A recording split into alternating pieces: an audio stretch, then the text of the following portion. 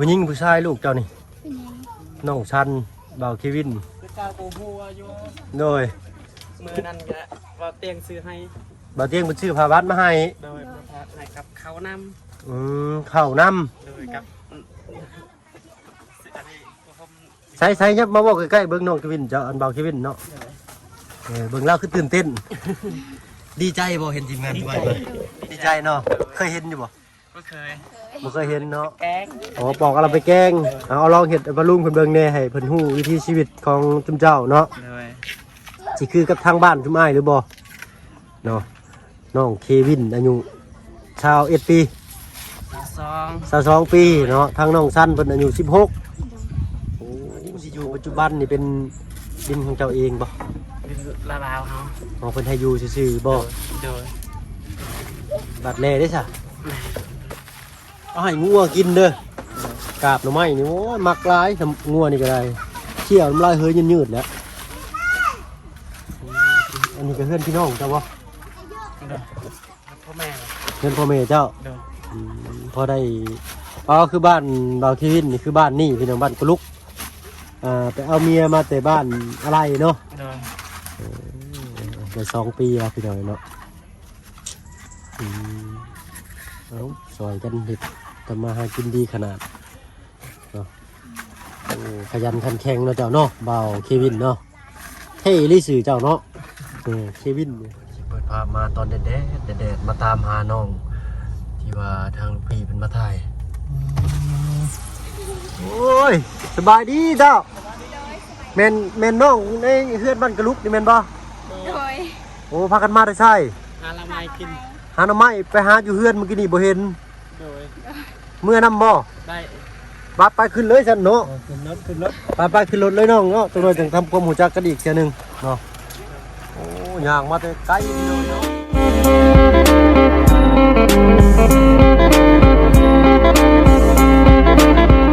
พากันไปแต่หึงเลยบ่ กำลัง อึ๊บไปขอนั่งน้ำแน่เนาะผู้ที่ได้ทำข่าวไปเลย โดย เนาะโอ้สบายดีปะลุงพะแน สบายดี โดยสบายดีเนาะเท่าซื้อมาได้เจ้า เควิน น้องเควิน ขาวเควิน เท่าเควินอายุจักปีเจ้า อายุ22 22ยังเป็นน้องเขาอยู่เนาะ โดย เจ้าได้สละ ไปซื้อซัน สัน โดย โอ้อายุจักปีเจ้า ปี 16 ปี โดย อ๋อถูกเมื่อกี้นี่เขาไปหาเจ้าอยู่เพื่อนก่อนอื่นถ้ามาเบิ่งก็ขอแนะนำตัวเด้อข่อยมีชื่อว่าเบาเบิ่งเคยล่าเด้อ โดย รู้จักอันเขาเบาเตียงบ่ โดย โดย เพิ่นเขามาหาแล้วเนาะมื้อน่ะเนาะ โดย เมื่อกี้นี่เขาไปหาซุมเจ้าอยู่เพื่อนบ่พ่อเนาะทางเพิ่นว่าได้พากันไปหาหน่อไม้เพิ่นว่าเนาะเลยว่าสิกลับเมื่อเฮือนก่อน โดย โอ้เปียกเบิดเลยนี่เนาะ มิเลย เบิดเลยเปียกเบิดเลยเนาะเห็นแต่ลูกเจ้าอยู่เรือนน่ะกับหลานบ่หรือน้องจ้ะน้องผู้นี้เนาะโอ้เอาหน่อยเนาะทางเข้าบ้านเจ้าก็บ่แม่นง่ายเนาะ โดยงานนิดนึง ยากหน่อยหนึงบ่น้อยแล้วค่อยว่า เบิ่งแก่บ่ลุงเบิ่งเด้อพี่น้องเด้อได้หลายบ่ดอกไม้นี่ ลายอยู่ หามาขายบ่ ก็มาหากินนี่แหละ หากินซื่อๆเนาะโอ้ป้าพี่น้องป้ากำลังว่าสิพากันกลับเมื่อเฮือนซานบ้านซองก่อนพี่น้องเนาะเลยก็สิเมื่อเอารถเอาเลยก็โยเส้นทางบ้านน้องเพิ่นก็บ่ธรรมดาพี่น้องเนาะข่อยสิบ่งายลงนี่บ่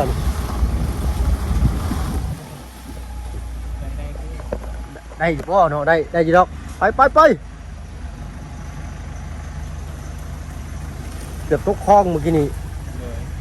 เข้ามารอบหนึงพี่น้องเนาะอึ๊บหมูไม่ม่านหม้อเด็ดเอาค่อยได้ลงคลองเลยเทปบัดนี้เสร็จโอ้ยคอยเด้อเย็ดเรียบร้อยว้าวอีกหน่อยหนึ่งหัวใจตกอยู่ตะตุ่มพี่น้อยเนาะกล่าวทักทายเด้อพี่น้องเด้อเนาะทักทายสบายดีผู้ใหญ่ใจดีเลยกับ FC เบิร์ดทุกท่านเช่นเคยพี่น้อยเนาะนี่แหละใกล้สิเข้าฮอดบ้านสองเงินซ่านน้องเพิ่นโอ้ไม่ยั่งเลยนะ อยากยุ่ง ถือไปนำบ่ โดย โอ้ว่าใส่นี่เลยบ่ดับเนาะ โดย คือว่าแล้วไปป่ายามนี่ยุงมันลายเนาะ โดย โอ้คักเด้อพี่น้องเด้อ เอาไปปะใส่ก็ได้นี่เนาะผมมีดับโอ้คอยได้ละกัวได้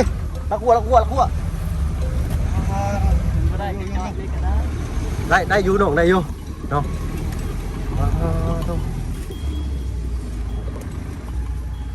อยู่เพื่อนกับไผอันบ่าวเควินอยู่คนเดียวแหละแบบนี้ โอ้อยู่กับเมียเนาะเอาไปลงไปเนาะอึ๊บ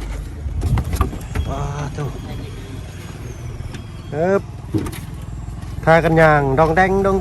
งไปหาหน่อไม้สองผัวเมียเรามีอาวุธลับก็คือยาจุดกันยุงแผนแอลอาจจะหน่อยสิตามไปเฮือนเด้อล่ะเด้อว่าสิขอของดีน้ำเราอยู่เมื่อกี้นี่ยาจุดกันยุงโอ้ยเคยว่าของดีเคยว่าเด้อเหมียวแล้วนะโดยหอยยากันยุงไปนำโอ้คักลีนี่วะโอ้ได้สูตรแล้วพี่น้อยน้องบ้านนี้ป้าพี่น้องเดี๋ยวเอาของฝากของตอนไปสู่น้องพี่น้อยเนาะเดี๋ยวเขาไปทำข้าวมูจักกับน้องอีกเท่านึงเนาะว่ากินอยู่เนื้อใดเป็นเนื้อใดเนาะเป็นทางเบาเตียงทองเด้อพี่น้องเด้อเนาะวันนาที่เมาได้เข้ามาบุกเบิกมาเบิ่งที่เบิ่งทางก่อนในทางเฮากะอยู่ใกล้เนาะพอลูกพี่สิเดินซ้ายทางใต้ทางเฮาอยู่ใกล้ก็สิได้เข้ามาโดเด็กน้อยตบมือเซลพี่น้อยเนาะและอบอุ่นพี่น้อยเนาะไปเอาของฝากของต้อนจังหน่อยก่อนไปหาเพิ่นอีกเท่านึงอยู่เรือนอยู่ซ่านพี่น้อยเนาะไปพี่น้องไปทำความรู้จักกับบ่าวเควินเนาะหรือว่าน้องเควินเพิ่นโต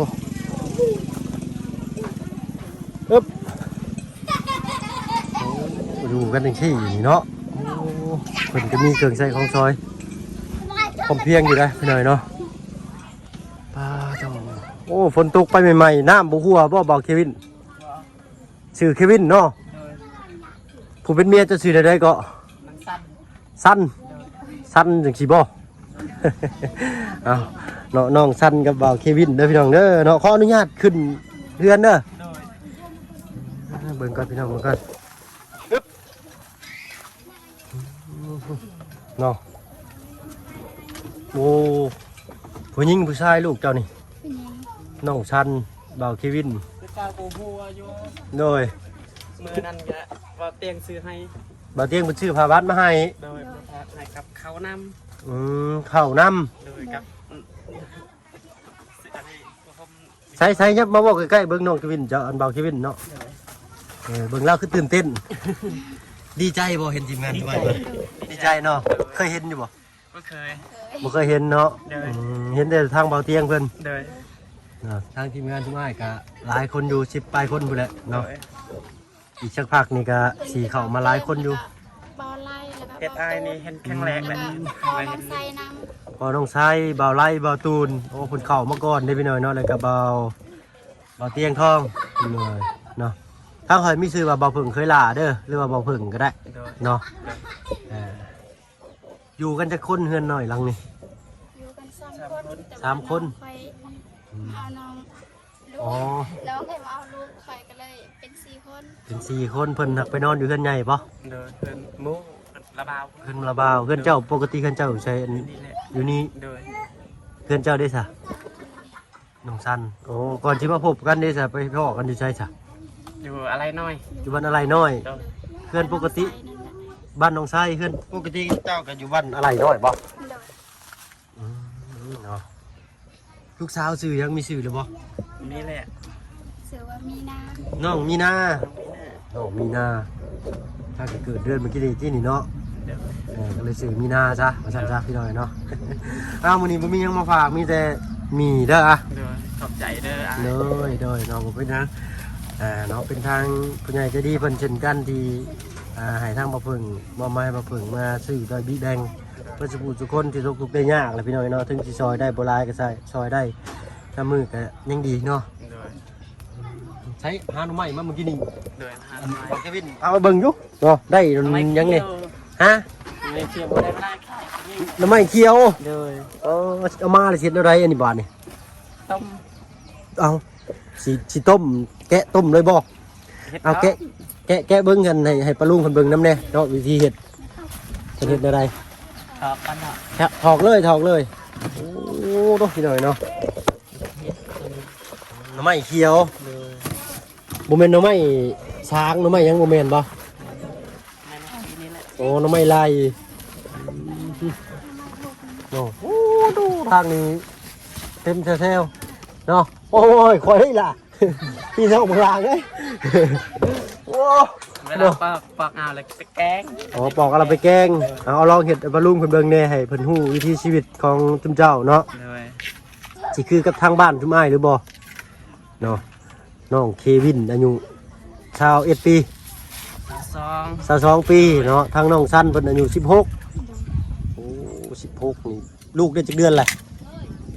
3 เดือนโอ้คบหากันได้จักเดือนจักปีจังว่าพากันมีลูกไวแท้อยู่กันมาจักปีแล้วล่ะ2 ปีเอาก็ถือว่าอยู่กันมาโดนเติบพี่น้อยเนาะถือว่าเป็นคมหักที่มันคงเติบแล้วผ่านมา2 ปีแล้วพี่น้อยเนาะโอ้หนูใหม่ข้าวงามนี่เนาะโอ้เห็นเพิ่นนี่แหละผู้ชายเฮ็ดเวียกเฮือนเวียกชานส่วนมากให้เมียเฮ็ดบ่หรือเจ้าเฮ็ด ตัวเห็ดซอยก็ได้ โอ้เฮ็ดซอยเนาะโอ้ดีน้องดีเนาะเพราะว่าทางนี้ส่วนมากเจนแต่ผู้หญิงเฮ็ด เวลาแกงให้เมีย เวลาแกล้งให้เมียเวลาหานี่แม่นเฮาเนาะ เลย โอ้ข่อยมักใจเจ้าลายบอกเควินเด้ชื่อเราเท่เด้น้องเควินดูอายุ22 ปีพี่น้อยเนาะคิดเห็นเจ้าของข้าวจิกี้กรุงเทพพี่น้อยเนาะเมียใส่แกงหน่อไม้อย่างนี้สิแล้วนี่เอาจะเห็ดเป็นบ่น้องสั้นจะเห็ดเป็นบ่คือเรานี่เห็ดเป็นเนาะแต่อันให้ผัวเห็ดสุกินมันจึงแซ่บนะมียังไงมันนี่มาเห็ดปวกน้ำบ่ฮะ เห็ดนี่หมดเน่าแล้ว โอ้เห็ดปวกตาบได้นี่เนาะคันได้ร้ายนี่ทางบ้านข่อยนี่เขาเจ้าขายแพงเลยได้เห็ดปวกตาบนี่นี่หม้อแหกแต่กระโปะด้วยจ้ะเอามาใส่หม้อต้มเลยเป็นอะไรเดี๋ยวนี้ยิบหม้อมาให้อันบาวเควินเนี่ยครับเอาฟืนไฟนี่ใส่ดึงมาได้ใส่บาวเควิน มาต่อ เพื่อนพี่น้องบ่จะมาอยู่นี่ได้จักปีเลยนี่ 2 ปีแล้ว 2 ปีมาอยู่นี่2 ปีเนาะผ่าบัตรนี่ก็ได้มาใหม่บางบ่เตียงเขามานี่เนาะนี่ เลย แต่เก่าพากันอยู่ด้วยได้จ้ะฝนตกฝนลินมาน่ะ อยู่ริบนี้แหละ มันเปียกก็ง่ายบอลอยู่เอาเนาะ เลยเรียกกันง่ายเอา ง่ายเอาไปเรื่อย บางมือก็นอนได้นอนบางมือก็บ่ได้นอนจับเตียกนั่นแหละ ๆช่วงนี้ไปแห้งฝนตกดุซ้ำ เลย เนาะถือว่าโชคดีของเราพี่น้อยเนาะบ่เตียงมาช่วงฝนตกลงเรื่อยๆซ้ำเนาะหน่อไม้เขียวนี่ชื่อว่าเห็ดได้กินเบาเควินมันจึงคัก เห็ดบางดองเอาก็ได้ บังดอง บางดองต้มเลยเห็ดบางดอง อ๋อบังดองคือหน่อไม้ดองพี่น้องเนาะบังดองข่อยคิดว่าบังดอง บังดองเด้อพี่น้องเด้อเนาะตัวนี้เขาต้องต้มกินแบบต้มมาบังเนาะ เอาบ้าง อืม เอาบ้าง อบอะบัง เอาบ้าง อบอะบังคล่องแคล่วนี่เนาะถึงใส่เมียใส่ดุได้นี่เนาะ บ้านน้องชัยบ้านอะไรเข้าน้ำได้ฉันพากันเฮ็ดไห้อยู่บ่ เห็ดให้อยู่ เฮ็ดไห้แต่ละปีจะได้เข้าจักเท่าไรบอกเควิน มากำลังเห็ดนี่แหละ ฮาก็เฮ็ด ตีกายเห็ดน้ำแม่ ปีกายนี่เฮ็ดน้ำเมเฮาออกเพื่อนอะไรกันเลยแยกเนาะทางบ้านจะเอิ้นแยก แยก ฮาก็เฮ็ดปีนี้ โดย หลายบ่ บัวลาย พอได้กินเนาะ โดย ยังบ่ฮู้ว่าสิได้จักกระสอบพี่น้อยเนาะ นี่แหละ กุ้มกะว่ากุ้มครอบกุ้มครัวอยู่ที่ บัว บ่กุ้ม กุ้มเนาะ ในเมื่อเขาเฮาบ่กุ้มเนาะเฮ็ดอะไรบัดนี้ ไปหาเงินเอา หารับจ้างเนาะ ครับจ้างไปหาละไม้ขาย หาหน่อไม้ขาย โดย ข่อยถือใจแต่อันยากันยุ่งเจ้าข่อยน่ะหอยเสียเอวไปเลย ก็จะ เนาะไปพ่อเพิ่นอยู่หนทางพี่น้อยเนาะเมื่อกี้นี่เข้ามาแล้วเทื่อหนึงเราพากันมาจอดรถอันนี้อยู่หั่นน่ะเนาะแล้วก็กลับลงเมื่อโอ้ยว่าจุ่มน้ำทางอยู่ว่าโอ้ยบ่พบพ่อน้องเพิ่นเฮ็ดได้เดิว่าบุญบ่ฮอดจอดบ่ถึงกันแล้วว่าลงไปใกล้เลยค่อยนี่บาดนี้ไปพ่อย่างมั่งแต่นมาแล้วก็ได้เนาะห้าวดองๆว่ากับต้องเฝ้ามาหาลูกเนาะ โดย เออ คักเลยเราเห็ดเนาะบ้านเกิดเมืองนอนก็อยู่ใช้สบายชีวิต อยู่นี่แหละ บ้านที่เพิ่นเอิ้นบ้านนี่ก็บ้านกระลุก บ้านกะลุก บ้านกระลุก กะลุกทาง บ้านกระลุกเขาไปในมีบ้านอีกบ่ มีอยู่มี ครับ สอง บ้านยังไงน่ะ กะลุกกะลุกกะลุกเก่าละกะลุกใหม่ กระลุกเก่ากระลุกใหม่นี่กระลุกนอกเนาะ เรียกลูกนอก กระลุกกระลิก เนาะ ทางละ ถ้าตื่นเต้นและดีใจหน่อยเนาะเห็นเบาเห็นทางเบาเตียงเบาตูนเบาไล่เนาะแล้วก็เบาบุญคงแม่นบ่ โดย เข้ามาเมื่อกี้นี่มีเบาบุญสารวัตรแล้วก็ทางอาจารย์ลาวพี่น้อยเนาะแล้วก็ทางลุงจันทร์แล้วก็ทางเบาเพิ่งเคยล่ะเนาะเข้ามาเยี่ยมยามน้องเพิ่นพี่น้อยเห็นในเพจของเบาเตียงเนาะทางทีมงานน่ะก็ส่งเข้ากลุ่มถ้าใครสะดวกมากอ่ะมาได้เด้อเพิ่นว่าเนาะมาเบิ่งซอยกันเนาะเผื่อมีผู้ใหญ่ใจดีพี่น้อย FC อยากสุดอยากทุกยู่น้องเพิ่นเนาะสุดช่วยในรูปแบบใดก็ติดต่อทางทีมงานนะเข้ามาได้พี่น้องเนาะทางทีมงานเรายินดีเป็นสะพานบุญให้ลูกก็กินข้าวได้ล่ะย่ำบ่เรือว่าข้าวกองข้าวย่ำเลยลูกมันน่าก็ได้3 เดือนน้องมีนาน้องสั้นกับน้องเควินเนาะ2 คู่ย่างเต้นมาแต่หาหน่อไม้กำลังสวนกันออกไปพี่น้องเมื่อกี้นี่กำลังกลับไปเมนว่าน่ะทางลุงจันทร์เพิ่นว่าเมนแน่เพิ่นว่ากลับมาหาน้องพอดีก็เลยพาขึ้นรถมานำสาพี่น้อยเนาะมาถามคนเป็นอยู่น้องเพิ่นเติมอีกเนาะถึงเอาสิซอยบ่ได้หลายกะนี่แหละซอยแบ่งปันเนาะถ่ายคลิปถ่ายภาพให้ปะลุง FC ได้เบิ่งเนาะเพื่อน้องเพิ่นมีบุญวาสนาคือผู้อื่นดินที่อยู่ปัจจุบันนี่เป็นดินของเจ้าเองบ่ ดินละลาวเฮา ของเพิ่นให้อยู่ซื่อๆบ่ โดย บัดแลได้ซะเจ้าบ่มีดินเป็นของเจ้าเองบ่ มี อยู่ไสบัด คันมีเพื่ออะไรไปตั้งขึ้นพุ่น โอ้บ่อนรถจอดนั่นบ่ เพราะนี่ บ่อนนั้นคือมันเป็นเฮือนเก่าที่ในหันเนาะน่ะเนาะเห็นบ่ เงินเก่าเขาย้ายออกไปแล้วไปอยู่ที่โปนนี่แหละ โอ้ โปนเก่าคุณ ง่ายไปอยู่เซโพนเก่า โดย แต่เป็นของเจ้าบ่ล่ะ นี่ละลาวเป็นละลาวหมด โอ้ดินน่ะบ่าวเบิดใช้เฮือนน่ะบ่าวเจ้า เงินหลายกอง โอ้เฮือนนั่นเพิ่นไปใช้เนาะเดี๋ยวนี้เนาะ เข้าไปเนี่ย เอาเวียกบ่อื ไปเล่น ม นี่แหละ ไปเฮือนหมู่เนาะโอ้ยเนาะเอาให้งัวกินเด้อกาบหน่อไม้นี่โอ้ยมักหลายทำงัวนี่ก็ได้เขี้ยวน้ำลายเฮยยืดๆแล้วอันนี้ก็เฮือนพี่น้องเจ้าบ่ เด้อพ่อแม่ เฮือนพ่อแม่เจ้า เด้อ พอได้อ๋อคือบ้านเราที่วินนี่คือบ้านนี่พี่น้องบ้านกุลุกไปเอาเมียมาแต่บ้านอะไรเนาะ เด้อ ได้2 ปีแล้วพี่น้องเนาะเอาซอยกันเด็ดทำมาหากินดีขนาดเนาะโอ้ขยันขันแข็งเนาะเจ้าเนาะเบาเควินเนาะเท่ลิสื่อเจ้าเนาะ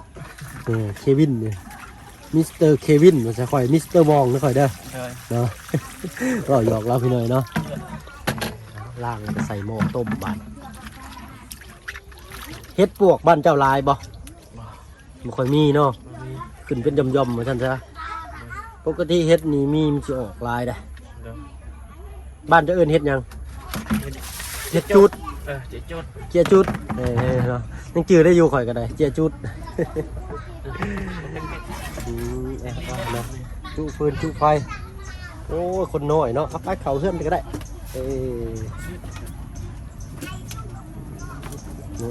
ได้แต่มีพี่น้องนำมาสู่เพิ่นเพราะว่าทางเขาคว้าพนิมูลแสวงเนาะเพิ่นมีเงินอยู่200,000ก็เลยบ่จักสิซื้อหยังก็เลยซื้อเป็นมีเนาะให้เพิ่นแล้ว2 ครอบครัวเด้อเนาะ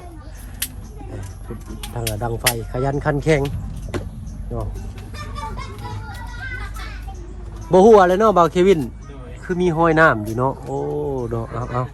ก็คือสิอยู่ได้อีกบ่ดนมีหน่อยเนาะบ่ผ่าบาดถึกแดดถึกฝนได้ครับตามสภาพอะไรพี่หน่อยเนาะก็เป็นเมียแต่ซอยบาดนี้ดีใจบ่เห็นทีมงานชุมใหม่มา เดิน จะเคยเห็นบ่เฮือนน้องไซ เคย เคยอยู่เนาะแล้วก็ ก็เป็นทางทีมงานแต่ทางเขาบ่เตียงเพิ่นพี่น้อยเนาะทางบ่เพิ่งเขามากับบ่พอได้ทันบ้านบ่เอ็ดเพิ่นพี่น้อยเนาะทางบ่เพิ่งก็ยังบ่มีส่วนหยังเนาะแบบนี้แหละเสียงฟ้าแตกเด้อบาดนี้เด้อฝนหลังจากฝนตกไป3 4 5 6มื้อเนาะก็หาก็เห็นแดดพี่น้อยเนาะหาก็เห็นแดดส่องมาพูดละเนาะน้องมีนาอายุ3 เดือนเนาะเจ้าได้ล่ะชื่อหยัง นางนั้นนางนั้นเป็นน้องผู้นี้บ่หรือน้องผู้นั้น น้องคอย น้องเจ้าเอามาอยู่นํบ่ โดย เอามาแต่บ้านอะไรพุ่น โดย บัดยามนอนเพิ่นก็ไปนอนอยู่เฮือนหมู่เนาะ โดย น้องนั้นน้องชันเพิ่นเอาหลานเนาะโอ้จะย่านแต่ควันถึงลูกนี่แหล้วเนาะบักกับลูกเนาะเอามาเพิ่งก็มีแต่สิขอตัวลำลาก่อน โดย เนาะไปกันเด้อเนาะสบายดีปะลุงเนี่ย โดย สบายดีจ้ะเลยเนาะเดี๋ยวมื้อหน้ามื้อในสิแวะเข้ามาหาใหม่ โดย เลยเนาะเอ้าเนาะโอ้เก่งๆบ่าวเควินกันเลยเนาะโอ้บันไดเรือนเรานี่ก็อันตรายได้นี่เนาะพาเนาะป้าพี่หน่อยเนาะทางบ่เพิ่งก็สิขอตัวลำลาแล้วพี่หน่อยเนาะอยู่ดีมีแรงบ่สิผู้ทุกคนที่เข้ามาหับมาชมช่อง YouTube บ่เพิ่งเคยหลายคือเก่าเนาะเอาเป็นจังไดเนาะมื้อเฮาก็เพิ่งเข้ามาทำความรู้จักกับบ่าวกับลุกขอโทษขออภัยเข้ามาบ้านกับลุกทำความรู้จักกับบ่าวเควินแล้วก็น้องมีนาเนาะผิดพลาดเดี๋ยวได้ก็กราบขอโทษขออภัยนำหลายๆเนาะที่ชมกันเข้ามาได้เด้อพี่น้องเด้อเนาะหรือว่าอยากช่วยน้องเพิ่นในรูปแบบใดก็ติดต่อทางทีมงานเข้ามาได้เนาะเพราะว่าช่องทางใดเฮาก็ยินดีเป็นสะพานบุญให้เด้อพี่น้องเด้อเนาะเอาสำหรับคลิปนี้เธอมาเพิ่งขอตัวลำลาแล้วพี่น้อยเนาะอยู่ดีมีแห่งเบิดสุขทุกคนสบายดีจ้ะ